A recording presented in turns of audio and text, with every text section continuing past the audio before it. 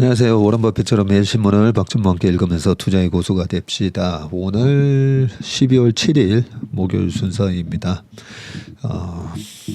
오늘은 한국경제신문입니다. 일단 어제 댓글에서 많이 응원해 주시고 격려해 주셔서 대단히 감사합니다. 어떻게 보면 이 신문을 이 발췌할 때도 시간이 그래도 좀 꽤 걸립니다. 제가 쭉 읽어보면서 발췌를 하다 보니까 한 40분 정도 걸리고요. 그렇게 해서 이런 내용이 좋지 않을까 해서 해드리다 보니까 우리 채슬리 TV 가족 여러분들의 신문 읽는 시간을 조금 줄여드리는 그런 효과가 있을 거라고 생각합니다. 그리고 댓글에서 그 사고가 났었던 게 2002년이었었네요. 김해 신어산 자락에서 중국 국적 악천후 속에 비행기가 추락한 엄청난 사건이었죠. 이게 중국 국적 항공기였나요? 네. 아무튼 예전에 항공기 사고가 몇 번 이어서 있었던 게 어제 하임리히 법칙 말씀드리면서 말씀드렸고요. 아사리판. 그러고 보니까 아수라 발발타 하면서 아수라판. 아사리가 이 아수라판을 에 대한 약간은 변형된 그런 말인가요? 잠깐만요. 아사리 한번 쳐봐야 되겠네요. 아사리판. 몹시 어지러운 속세의 정치판을 난장판이라고 말하는데 개들이 진흙탕에서 물고 뜯으며 싸운다는 뜻의 이전 투구가 벌어지는 판이 개판이다. 그리고 몹시 난잡하고 무질서하게 엉망인 상태를 우리는 아사리판이라고 한다. 라고 네이버 처음 나오는 지식백과에서 이렇게 나오고 있고요. 국어사전에서는 질서가 없이 어지러운 곳이나 그러한 상태. 아사리는 토박이 말, 아따의 줄기, 아사가다 할 때 그 앗인가 보네요. 앗에서 매김 꼴씨긋 을이 붙고 그 아래가 이가 붙어서 앗을이가 되고 이 말에서 앗아리가 아사리로 바뀌었다고 합니다. 곧 빼앗을 사람이 많으니 빼앗을 사람과 빼앗길 사람이 한데 어울려서 무법천지가 된 것을 비유한 말이라고 하네요. 그 아수라랑은 완전히 다르다, 그죠? 그 아수라는 불교 용어로 제가 알고 있습니다. 또 이러면 머릿속에 아수라를 또 정확하게 안 하고 넘어가면 이 머릿속에서 계속 아수라에 대한 부분이 맴돌아서 아수라 또 보고 가겠습니다. 자, 아수라 인도 신화 및 불교 신화에 등장하는 종족. 그래요? 종족인가요? 네.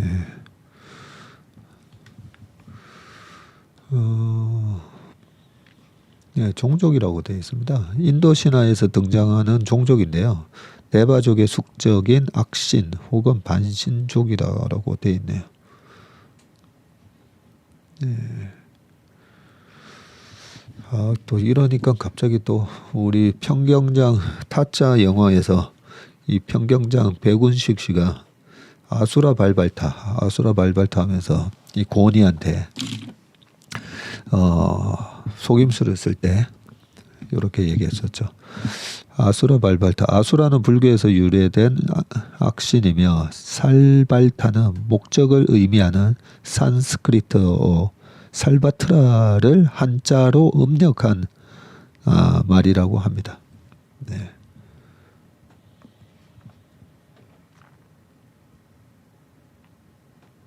예. 빨리 이제 기사로 넘어가 보도록 하겠습니다. 자, 오늘은 한국경제신문이고요. 네.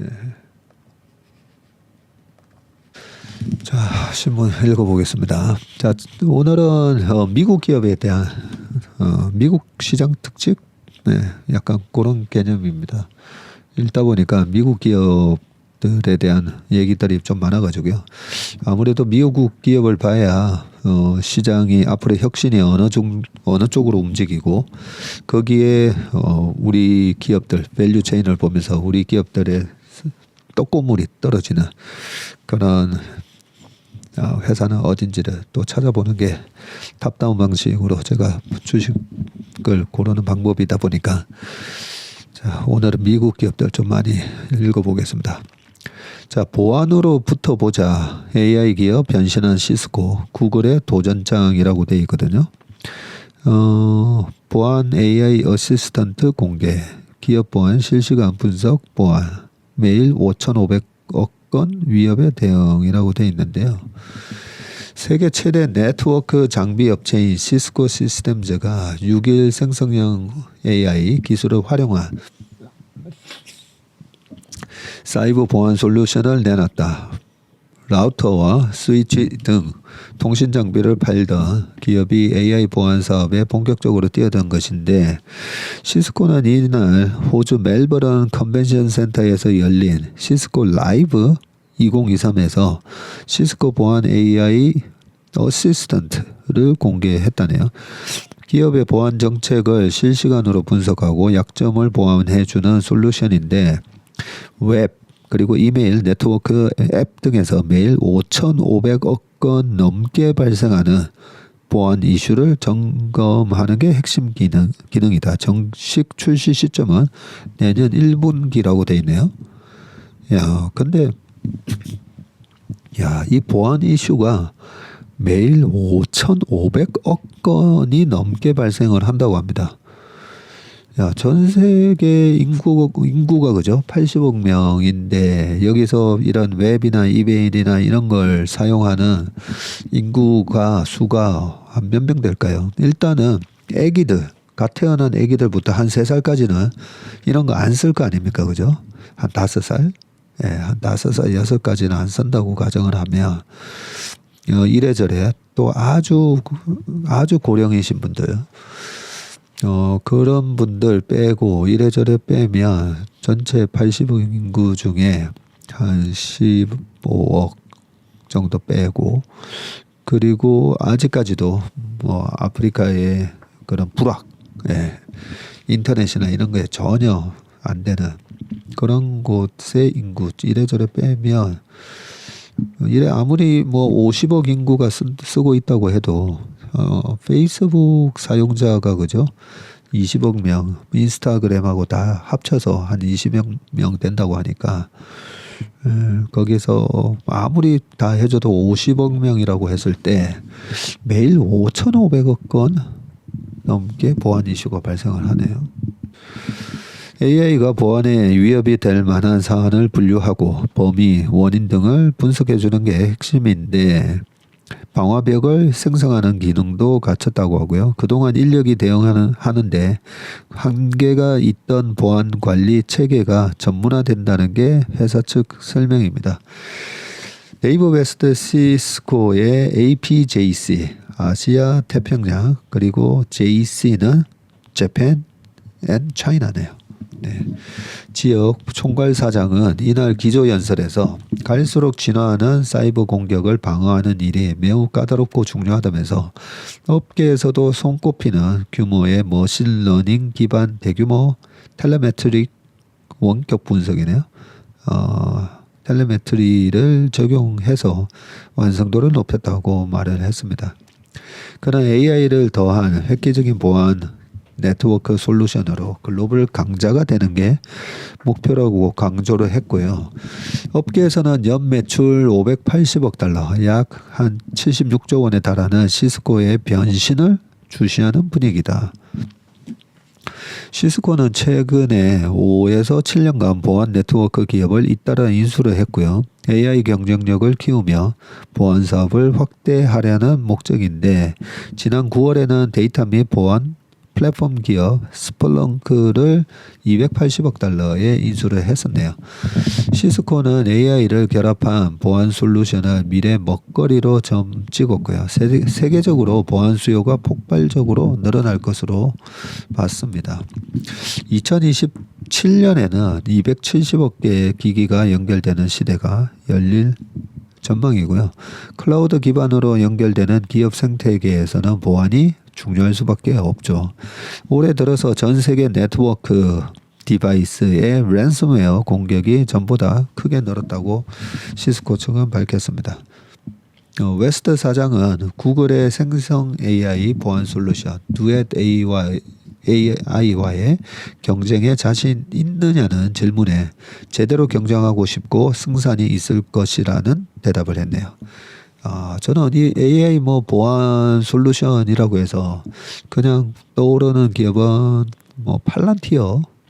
그래서 팔란티어가 그저께인가 좀 많이 빠졌다고 누가 얘기를 하던데 혹시 이 시스코가 이런 걸 출시한다고 해서 그런 건가? 예, 그런 생각을 했는데 일단 질문이 구글의 생성 AI 보안 솔루션 듀엣 AI와의 경쟁에 자신이 있느냐는 질문을 한 걸 보니까 구글의 이 듀엣 AI가 가장 강력한 보안 솔루션인가 보다, 그죠? 항상 우리가 어떤 업종에서 주식 투자를 하려면 일단 그 산업의 1등이 일단 누군지, 예, 경쟁 구도를 우리가 알아야 되니까요, 그죠? 1등이 누군지를 알아야 되는데 구글의 생성 AI 보안 솔루션 듀엣 AI가 있었군요. 자, 어느 기업의 어떤 시스템에도 적용할 수 있는 보안 솔루션으로 차별화한다는 전략이고, 예컨대 구글 기반이든 아마존 웹 서비스 기반이든 모든 형태의 기업 시스템에 최적의 보안 솔루션을 제공하는 식이라고 합니다. 시장조사 업체 마켓앤마켓는 AI를 활용한 사이버 보안 시장 규모가 올해 244억 달러에서 2026년에는 382억 달러. 요즘은 이렇게 시장 규모를 또 항상 이 기사에다가 담아주시니까 너무 좋습니다. 산업 자체가 시장 우리가 투자할 때 성장 산업 이러잖아요. 그래서 성장 산업에서 들어갔다고 해서 무조건 다 성공하는 건 아니지만 일단은 내가 이렇게 그 배를 띄우는 곳이 빠르게 이래 물살이 되게 빠른 그런 시장인 건지, 네, 아니면 내가 하려고 하는 비즈니스가 또는 내가 투자하는 기업이 시대의 흐름에 역행하는 산업인 건지, 그런 것들이 이제 전자상거래에서 이 오프라인 미국의 그 쇼핑몰이라든지 많이들 힘들어졌잖아요. 그런 것들이 어떻게 보면 시대에 역행하는 산업이라고 보거든요. 그러면 그 안에서 그 기업들도 되게 힘들 겁니다. 예. 패러다임이 이렇게 바뀌고 있고 라이프 사이클로 프로덕트 라이프 사이클로 봤을 때 이미 이제 쇠퇴기로 들어가 있는 산업인데 그 안에서 열심히 돈을 벌려고 하는 거는 저는 그런 걸 보면 한강을 거슬러서 막 올라가는 것 같아요. 막 물결이 이렇게 흘러내려오는데 그걸 거슬러서 막 헤엄쳐서 올라가려고 하면 얼마나 힘들겠습니까? 그런 측면에서 이 사이버 보안 시장 규모가 올해가 32조였는데 3년 뒤에 50조가 되고 2028년도에는 80조. 지금 30조가 5년 뒤에 80조가 되네요. 예, 그런 성장하는 산업이라고 합니다.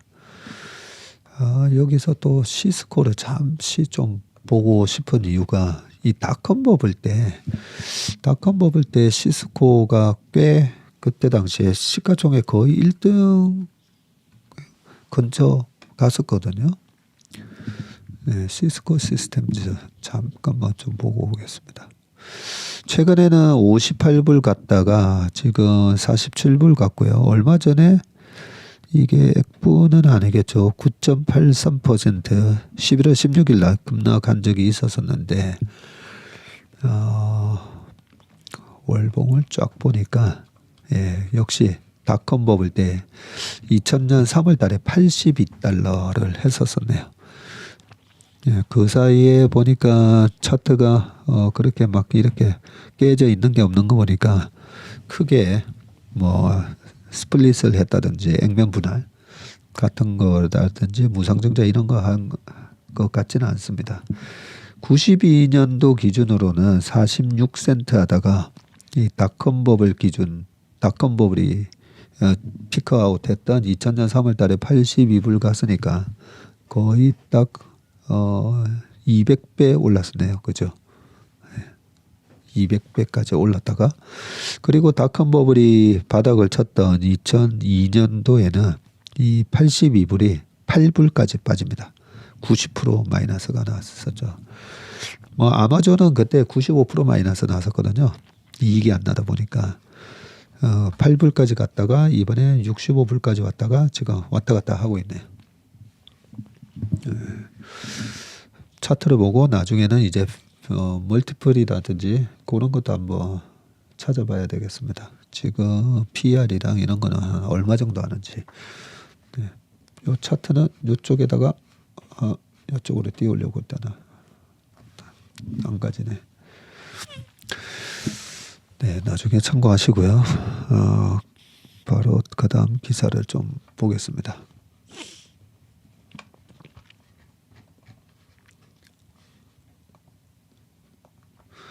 자, 두 번째 기사는 비만약 선두 노보노디스크 예방 시장까지 장악에 나선다라고 되어 있습니다. 덴마크의 전체 GDP보다도 오히려 노보노디스크의 시총이 더 커졌다. 이런 기사를 몇 달 전에 본 것 같은데요. 한번 읽어보겠습니다. 비만 치료제 시장 선두를 달리고 있는 덴마크 제약사 노보노디스크가 비만 예방제 연구에 나섰다. 비만이 안 되게끔 예방을 하는 거네요. 뭐든지 예방하는 게 뭐 제일 좋은 거 아니겠습니까? 그죠? 근데 어떻게 예방을 시키는지 궁금하네요. 그러면 혹시 아직까지 비만이 아닌 사람한테도 이 약 먹어라 그런 건가 싶기도 한데 파이낸셜 타임즈에 따르면 노보노디스크는 최근 비만 예방 연구 부서를 신설을 했고요. 이 부서는 노보노디스크가 가진 17,000여 건의 비만 치료제 위고비 임상시험 데이터와 영국 바이오뱅크 등이 보유한 공공 데이터를 인공지능으로 분석하는 업무를 맡는다고 합니다. 라스 프루에르가드 요르겐센 노보노디스크 최고 경영자는 파이낸셜 타임즈와의 인터뷰에서 우리는 이 데이터를 연구해서 누가 비만에 걸리는지 파악할 것이라고 밝혔다. 네, 예전에 안젤리나 졸리가 본인의 유전자를 분석을 해봤더니 유방암에 걸릴 확률이 높다. 그래서 유방을 미리 절제하는 그런 수술을 받았다라고 하죠. 굳이 그렇게 했었어야 될까 싶기는 한데요. 그 유방절제 수술을 받은 게 벌써 거의 10년이 다 돼가는 걸로 기억을 합니다. 거의 10년이. 예. 그렇게 본다면 이 유전자 분석을 통해서 비만이 될 확률이 높은 사람을 미리 파악을 하고 그 다음은 어떻게 하는지 한번 읽어볼게요. 네, 노보노디스크가 예방사업에 관심을 기울이는 것은 치료제 경쟁이 과열되고 있다는 판단에서다. 그래요? 벌써 치료제 경쟁이 과열되고 있네요. 지금까지 비만 치료제 시장은 위고비와 지난달 잽바운드라는 이름으로 FDA 승인을 획득한 일라일리가 경쟁하는 구도였는데 여기에 화이자가 먹는 다이어트약 다누글리프론을 개발하고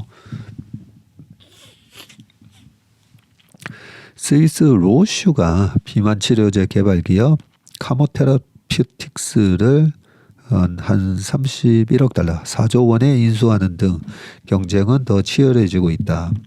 요르겐센 CEO는 비만 예방 연구는 경쟁이 치열해지는 시장에서 노보노디스크가 우위를 점할 수 있는 방법이라고 강조를 했네요. 비만 치료제는 비만 예방제는 비만 치료제와 비교해서 요요 현상을 막을 수 있다는 장점이 있고요. 사람의 몸은 살 빼기 전 몸무게인 체중 조절점으로 돌아가려는 성질이 있는데 비만 예방제를 사용하며 몸무게가 이 지점까지 올라가는 것을 사전에 막을 수 있기 때문이라고 합니다. 그러네요. 사람의 몸은 살 빼기 전 몸무게로 체중 조절점으로 돌아가려는 성질이 있다고 합니다. 비만 예방제를 사용하며 몸무게가 이 지점까지 올라가는 것을 사전에 막을 수 있다. 다만 비만 예방제를 부정적으로 보는 인식은 상용화의 변수로 꼽히는데 비만을 생활 습관의 문제로 보는 사회에서 사람들이 비만 예방에 돈을 쓸지 이야기 의료보험 적용 대상이 될지 불투명하다는 것인데요. 영국 비만대책위원회 위원장인 나비드 사타르 글래스고대 교수는 비만을 예방하기 위해서 약물을 복용하는 것이 규제 당국과 사회에서 받아들여질지 확신할 수 없다고 지적을 했습니다. 그러게요. 비만을 예방하기 위해서 뭔가 약을 먹어야 되는데 그걸 또 의료보험 적용을 시킨다. 좀 너무 오버하는 거 아닌가요? 그죠? 이에 노버너 디스크는 비만이 사회 문화 행동뿐만 아니라 생물학적 요인이 결합된 복합적인 질병이라는 점을 밝혀내는 데 집중하고 있고 계속 요즘 이제 비만이 결국은 비만도 질병이다. 질병이라고 해야 이 보험 적용이다 뭐든 여러 가지가 되다 보니까 옛날에 그러지 않았습니까? 토마토가 과일이냐 아니냐. 그죠? 토마토가 과일이냐 아니냐. 그래서 토마토는 과일이 아니다. 잠깐만. 토마토가 보통 이제 야채냐 과일이냐 해서 그랬는데 과일이 아닌가 했더니 그게 무슨 수입을 할 때 거기다가 그 관세를 때리느냐 안 때리느냐 때문에 토마토는 과일이 아니다라고 해서 그래서 토마토는 과일로 분류가 안 돼 있다. 그렇게 본 적이 있는 것 같습니다. 약간 그런 거랑 좀 비슷하게 비만이 질병이냐 아니냐. 질병이면 예방을 해야지. 예방하는 데 쓰는 약도 그러면 당연히 의료보험에 적용해야지. 뭐 이런 걸 하겠다라는 전략인 것 같습니다. 노버너 디스크의 비만 예방 연구는 아직 초기 단계라고 하고요. 마틴 홀스트 랑게 개발 담당 부사장은 우리는 아직 수박 겉핥기 단계라면서 시범 연구에서 데이터 잠재력을 보여줬기 때문에 조금은 흥분된다고 했습니다. 이 비만하니까 제가 한 6, 7년 전에 바지를 입으면 돈 안 들이고 살을 뺄 수 있다라고 말씀을 드렸는데 6, 7년 전에 바지를 계속 입고 있는데 계속 불편하기만 하고 이거 살이 좀 안 빠지더라고요. 어제도 그러고 보니까 항상 밥을 먹을 때 공깃밥을 늘 추가해서 먹다 보니까 살 빼려면 이렇게 밥을 좀 덜어놓고 먹어야 되잖아요. 근데 제가 먹은 밥도 다 먹고 저희 집사람이 먹다가 이래 좀 남겨놓은 밥까지 저는 다 먹다 보니까 이게 옛날 바지를 입어도 불편하기만 하고 지금 효과가 지금 안 나오고 있습니다. 결국 약을 먹어야 되는 건지 고민이 됩니다. 자, 그 다음 기사를 보겠습니다. 아니면 축구를 많이 할 때는 좀 있으면 이제 아들이 오니까 아들이 오면 일주일에 거의 3번 또 하거든요. 아들하고 축구하면서 좀 그래도 좀 많이 한 2kg 정도 빠지지 않을까 생각을 합니다. 자, 그 다음 기사는 IRA 보조금 포기 중국 손잡는 완성차들이라고 돼 있는데 이게 최근에 나온 얘기랑 좀 다른 얘기예요. 그죠? 최근에는 이 IRA의 보조금을 받으려면 중국 지분율이 25% 미만으로 가야 된다. 그것 때문에 국내 이 배터리 메이커들이 약간 이렇게 좀 딜레마에 빠지지 않을까라고 생각을 했는데 요 리포트 내용은 좀 다른 반대 얘기입니다. 자, 중국 공급망을 배제하고 북미에서 생산된 전기차에다가 보조금을 주는 IRA 규정이 갈수록 복잡해지자 완성차 업체들의 전략 변화가 감지되고 있는데 IRA 보조금을 일부 포기하더라도 중국 기업을 파트너로 유지하거나 아예 미국 내 현지 생산을 중단하려는 움직임도 포착이 되는데 현대 기아와 등이 북미 생산 확대에 총력을 다하는 것과는 오히려 대비된다고 되어 있습니다. 미국 포드는 중국 화유 코발트와 손잡고 전기차 배터리 핵심 광물 조달에 나섰는데요. 포드는 화유 코발트, 브라질 광산업체 발레와 인도네시아에서 전기차 배터리 핵심 원료인 니켈 코발트를 공급받기 위한 합작 투자 계약을 맺었고요. 리사 드레이크 포드 부사장은 업계에서 가장 저렴한 방법으로 니켈을 조달할 수 있게 됐다고 했고요. 합작사는 2026년부터 연 12만 톤의 니켈 중간재를 생산해서 약 70%를 포드에 공급할 예정이라고 합니다. 중국 매체에 따르면 합작사의 지분의 73%는 화유 코발트가 보유한 것으로 알려졌는데 포드 지분율이 8.5%에 불과하고요. 향후 지분을 늘릴 수는 있지만 상한선이 17%로 돼 있다네요. 그런데 이게 이번 법안 나오기 전에 했던 거 아닌가라는 의심이 드는데 바로 요 기사가 나옵니다. 포드가 이 계약서에 도장을 찍은 날은 5일 현지 시간으로 5일인데 미국 정부가 중국 자본의 지분율이 25% 이상인 합작사를 IRA상 해외 우려 기관으로 지정해서 보조금 지급 대상에서 제외하겠다고 발표한 직후인데도 이 계약서에 도장을 찍었다는 얘기는 보조금을 안 받아도 된다라는 거잖아요. 그러면 회사도 나름대로 이래저래 계산을 좀 손익을 따져봤을 건데 보조금을 받는 것보다 오히려 싸게 재료를 공급받는 게 오히려 수지타산이 오히려 더 맞다라고 판단한 게 아닌가 생각이 듭니다. 미국은 이 FEOC가 추출, 가공, 재활용한 광물이나 이들이 제조, 조립한 부품이 들어간 배터리를 장착한 전기차에는 최대 $7,500의 세액공제를 혜택을 주지 않기로 했죠. 그래서 이대로면 화유 코발트와 조달한 니켈이 포함된 전기차는 보조금을 받을 수가 없습니다. $7,500니까 꽤 큰 돈이잖아요. 거의 1,000만 원 돈인데. 자, 업계에서는 포드가 당장 보조금을 포기하는 일이 있더라도 중국이 장악한 공급망을 활용해서 저렴하게 전기차를 생산하는 게 우선이라고 판단한 것이라고 분석을 했네요. 배터리 생산 비용을 낮춰서 애초에 싼 전기차를 만들겠다는 것이고 포드는 중국 CATL과도 기술 라이센스 계약을 맺고 미국 내 배터리 공장을 짓고 있다고 합니다. 저렴한 리튬 인산철 배터리를 현지 생산하기 위해서다. 일본 닛산은 아예 미국 내 생산을 포기할 참이고요. 미국 오토모티브 뉴스에 따르면 닛산은 주력 전기차인 리프의 신형 모델을 북미에서 생산하지 않는 방안을 검토하고 있네요. IRA 보조금을 위해 공급망을 새로 구축하고 비용이 많이 드는 미국에서 생산하느니 보조금을 포기하는 게 나은 선택일 수 있다는 것입니다. 닛산 리프에 사용되는 배터리는 중국 자본이 들어간 AESC가 생산을 한다고 하네요. 네.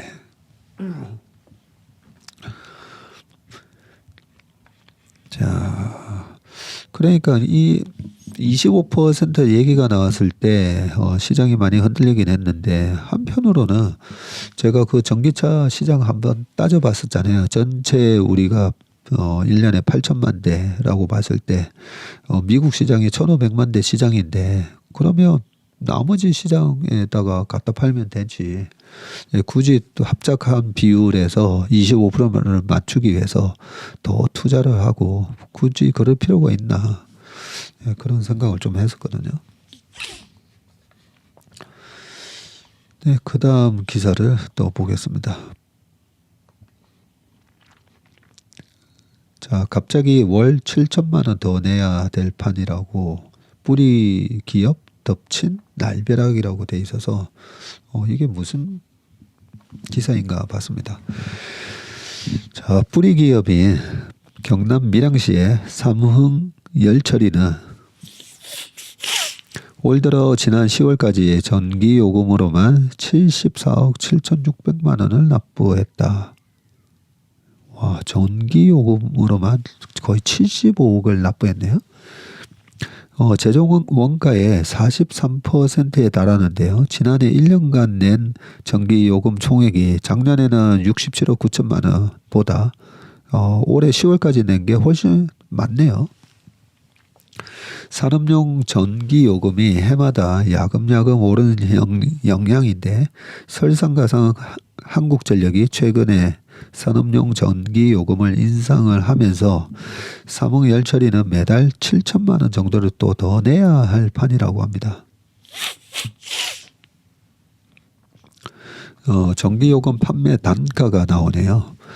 2015년 기준으로 킬로와트 시당 107.4원 2015년이었습니다. 그런데 빨간색하고 파란색이 뭐죠? 산업용이 107원이고 이 파란색 바가 주택용이네요. 주택용이 더 비쌌네요. 그랬다가 지금 2023년에 2015년의 전기료가 2020년까지 하나도 안 변했는데 오히려 주택용은 2015년 대비해서 2020년에 123.6원에서 107.8원으로 오히려 더 떨어졌었네요. 2020년에 더 전기료를 그 한전이 그렇게 계속 적자인데 오히려 전기료가 주택 쪽이 더 떨어져 있었네요. 자, 그랬다가 지금 2023년에 산업용이 144.3이 됐고요. 그리고 주택용은 158.1. 주택용이 굉장히 많이 올랐네요. 자, 6일 관련 업계에 따르면 정부가 최근에 산업용 전기요금을 올려서 열처리 주물 업종 등 제조업의 핵심 기반인 뿌리 기업이 직격탄을 맞았다고 하고요. 전력 사용량이 많아서 거의 모든 업체가 한전의 전기요금 인상 기준인 계약 전력 300kW 이상 요 이상을 쓰는 기업에 대해서 인상을 했군요. 자, 경남 진주시의 주조업체 대표는 센물을 녹이려면 24시간 전기 용해로를 돌려야 하는 까닭에 전기요금은 원자재나 다르다고 하소연을 했고요. 한전이 최근 발표한 산업용 전기요금 인상 방안은 계약 전력 300kWh 이상인 산업용 요금을 평균 10.6원 올리는 것이 골자고요. 중소기업이 주로 사용하는 산업용 갑의 전기요금은 동결했지만 전기를 많이 쓰는 주물이나 열처리 업종 등 뿌리 기업은 오히려 예외라고 합니다. 24시간 전기를 사용해야 하는 업종 특성상 계약 전력이 대부분 300kWh 이상이기 때문에 이에 따라 뿌리 기업의 전기요금이 매달 10%가량 오를 전망이라고 합니다. 얼마 전에 포항에 무슨 고로 하나를 중단한다라고 했을 때 이 고로 같은 경우에 이 불이 꺼지면 다시 그걸 하는데 오히려 비용이 많이 들어가서 계속 이렇게 고로의 열을 유지한다라고 제가 들었던 것 같은데 이 전기로도 마찬가지인 것 같습니다. 그죠? 24시간 전기를 해야 한다라고 하는 거 보니까요. 자, 그 밑에 주조업체 얘기도 나오고 하는데 한 대표가 주물업체나 아무리 작은 영세업체라도 계약 전력이 대부분 350kWh 이상이라면서 제조 원가에서 차지하는 비중이 높은 전기요금이 계속 올라 사업을 지속하기 힘들다라고 그렇게 호소를 했네요. 그 다음에 밑에 쭉 비슷한 얘기들이 나오고요. 전기 분해 방식으로 공장을 돌리는 표면 처리 업계도 어려움을 호소를 하고 있고 업종 특성상 소규모 업체가 모여서 공동 수전 방식으로 계약 전력을 정하기 때문에 매번 전기요금 인상 대상에서 벗어나기 어렵다고 합니다. 공동 수전, 예, 전기를 쓰는 걸 갖다가 이렇게 또 소규모 업체가 서로 합쳐서 이렇게 하나 봅니다. 이종길 열처리조합 전무는 정부가 서민 경제를 위해서 중소기업 전기요금은 동결한다고 발표했지만 뿌리 기업은 전력 사용량이 많아서 전혀 혜택을 보지 못하고 있다고 하소연을 했네요. 네, 그동안에 고물가의 주범이 이 고유가였었는데 그죠? 다행히 지금 유가가 70불 아래로 떨어지고 있어가지고 약간 숨통이 튀기를 바라는데 한전이 이렇게 가격은 올려놨는데 유가가 떨어지면 머릿속에서는 2014, 15년도 한전 차트 보시면 그때 한전 주가가 또 불을 뿜거든요. 2013년도에 삼성동 한전 부지를 매각하면서 뭐 3조짜리 땅을 10조에 팔아먹었으니까 네, 그런 부분도 있었고 그 다음에는 유가가 그 이스라엘 하마스 분쟁이 있었던 2014년 7월 이후로 유가가 급락했다고 했잖아요. 오히려 지금도 뭐 거의 비슷한 현상이 일어나고 있지 않습니까, 그죠? 그러면서 2014년에 유가가 50불로 반토막이 나고 2016년 초가 되면 유가가 26불 거기서 또 반토막이 나거든요. 그러면서 주가가 상당히 많이 올라갔었던 기억이 나서 지금 한전을 찾아보려고 했더니 아예 관심 종목에서 지워 나왔네요. 이렇게 관심에서 소외됐을 때 잘 봐야 되는데 관심 종목에서 아이고 이거 지워져 있네 진짜. 네. 나중에 일단 신문 읽고 나서 나중에 한번 찾아봐야 되겠습니다. 자, 그리고 그 다음 기사입니다. 아시아에서 제일 유망하다. 한국 투자자들까지 몰려간 곳. 아시아에서 도대체 어디가 제일 유망한지 한국 아닙니까? 37분이네요. 자, 거침없는 인도 증시. 네, 인도 증시입니다. 한국 아닙니다. 네, 시총 4조 달러 돌파. 한국이었으면 하는 인지 편향입니다. 자, 니프티 50 등 연일 최고치라고 돼 있고 시총 4위 홍콩 증시를 맹추격하고 있다라고 돼 있네요. 자, 세계 5위인 인도 증시의 시가총액이 인도가 벌써 인도 증시가 세계 5위가 됐네요. 인도 증시 시가총액이 5일 4조 달러를 돌파를 했습니다. 시가총액이 5,250조네요. 우리보다도 훨씬 거의 2배가 됐네요.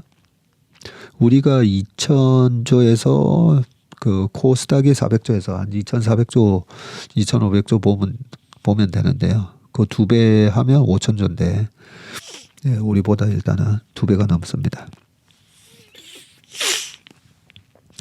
올해 세계 1위 인구 대국으로 떠오르면서 가파른 경제 성장세를 보이는 인도에 한국을 비롯한 세계 투자자가 몰려서인데 연일 사상 최고치를 기록을 쓰고 있는 인도 증시는 시총으로 세계 4위인 홍콩 증시 위상도 위협하고 있다. 야, 그러고 보면 홍콩이 굉장히 시총이 큰 거다, 그죠? 자, 시총 세계 5위 안착한 인도 증시 하면서 이 표가 딱 잘 나와 있네요. 자, 미국의 시총은 48조 2천억 달러 정도 됩니다.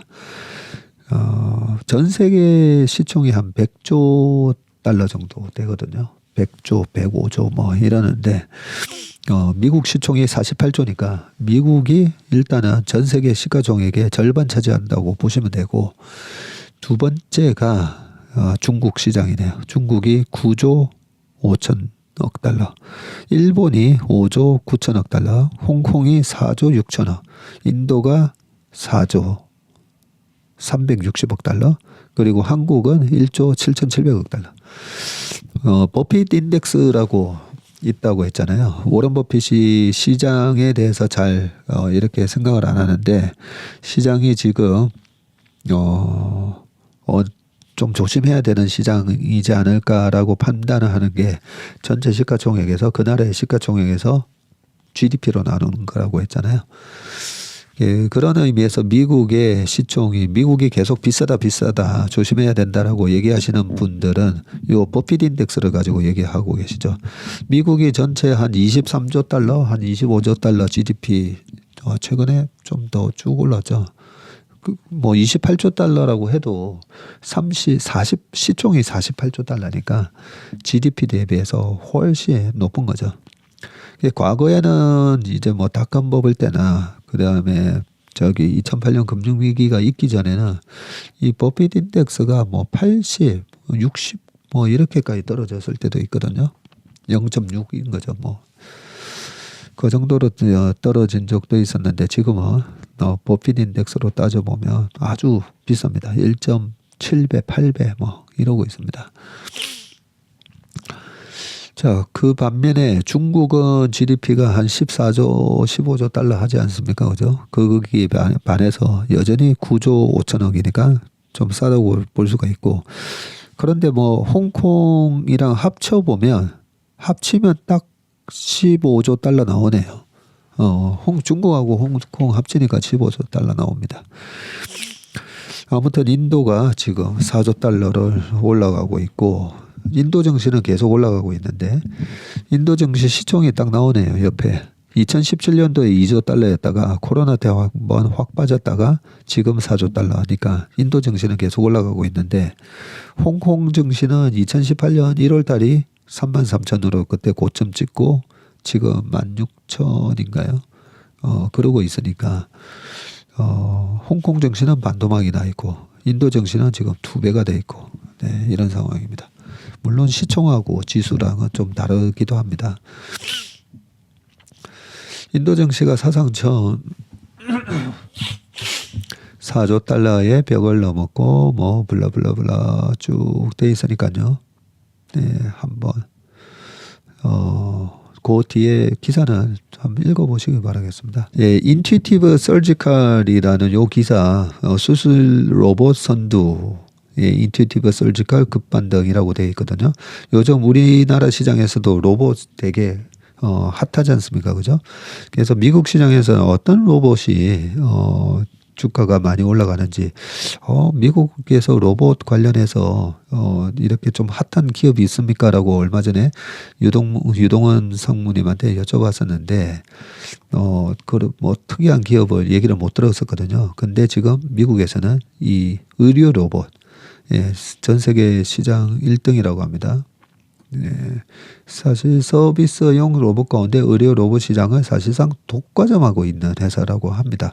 PER이 82배고 포드 PER은 55배인데 현재 주가가 309달러 이렇게 돼 있는데 네, 한번 확인해 보시길 바라겠습니다. 네, 마이크 상태가 불안정해서 오늘은 여기까지 하겠습니다. 네, 오늘 하루도 행복하고 건강한 하루 되시길 바라겠습니다. 고맙습니다.